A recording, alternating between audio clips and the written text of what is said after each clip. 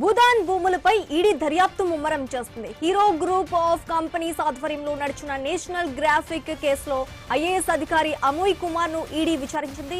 2022లో 299 కోట్ల విలువైన ఆస్తులను ఈడీ అటాచ్ చేస్తుంది.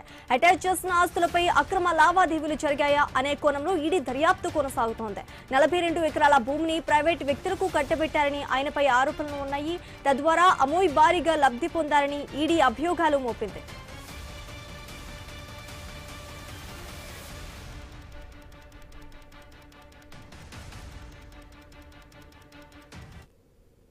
భూదాన్ భూములపై ఈడీ దర్యాప్తు ముమ్మరం చేస్తుంది. హీరో గ్రూప్ ఆఫ్ కంపెనీస్ ఆధ్వర్యంలో నడిచిన నేషనల్ గ్రాఫిక్ కేసులో ఐఏఎస్ అధికారి అమోయ్ కుమార్ ను ఈడీ విచారించింది. 2022లో 299 కోట్ల విలువైన ఆస్తులను ఈడీ అటాచ్ చేస్తుంది. ఇక ఇదే అంశానికి సంబంధించి మరింత సమాచారం మా ప్రతినిధి రత్నకుమార్ ఫోన్ ద్వారా అందిస్తారు. రత్నకుమార్.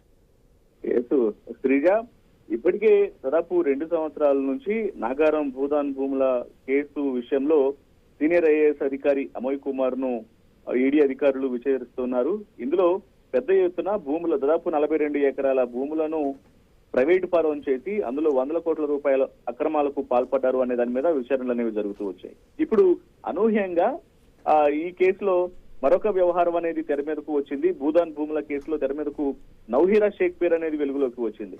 నౌహీరా హీరా గోల్డ్ కంపెనీలో దాదాపు 100 కోట్ల అవినీతికి పాల్పడిన నౌహీరా షేక్ కంపెనీకి సంబంధించి కూడా నిన్న 9 గంటల పాటు అమోయ్ కుమార్ ను ఈడీ అధికారులు విచారించినట్లు తెలుస్తోంది. నౌహీరా షేక్ కు సంబంధించిన కొన్ని ఆస్తులను ఈడీ అధికారులు ఇప్పటికే అటాచ్ చేయగా వాటన్నిటినీ అవి అటాచ్మెంట్ లో ఉన్నాయని తెలిసినా సరే వాటిని ప్రైవేటు పరం చేస్తూ విక్రయాలు జరిపేందుకు అనుమతులు జారీ చేశారు అమోయ్ కుమార్ అనే ఆరోపణలు ఆయన పైన ఉన్నాయి. వాటి గురించి సైతం అమోయ్ కుమార్ ను ఈడీ అధికారులు ప్రశ్నించారు. రంగారెడ్డి జిల్లా కలెక్టర్ గా ఉన్న సమయంలో